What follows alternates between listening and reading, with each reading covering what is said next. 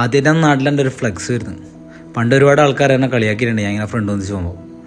ഇന്ന് ഈ ഫ്ലെക്സ് കാണുമ്പോൾ എനിക്ക് ഒരുപാട് സന്തോഷമുണ്ട്. സ്വന്തം നാട് അതൊരു മൂടാണ്.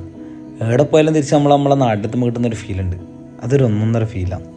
ഞാൻ ആരോട് പറയേണ്ട നാട്ടിലേക്ക് വന്ന് അപ്പോഴത്തേക്കും എൻ്റെ വീട്ടിലെ കുറച്ച് ചങ്ങായിമാരും പിന്നെ നാട്ടുകാരെല്ലാം കൂടിയിട്ട് എനിക്കിവിടെ ഒരു അനുമോദന പരിപാടി ആക്കി വെച്ചിട്ടുണ്ടായിരുന്നു. ഏകദേശം 250 ദിവസത്തിന് മുകളിലായി ഞാൻ എൻ്റെ നാട് വിട്ട് ഇറങ്ങിയിട്ട് എൻ്റെ സൈക്കിളും കൊണ്ട്. ഇവിടുന്നാണ് ശരിക്കും എൻ്റെ റൈഡിൻ്റെ തുടക്കം തന്നെ തുടങ്ങിയത്.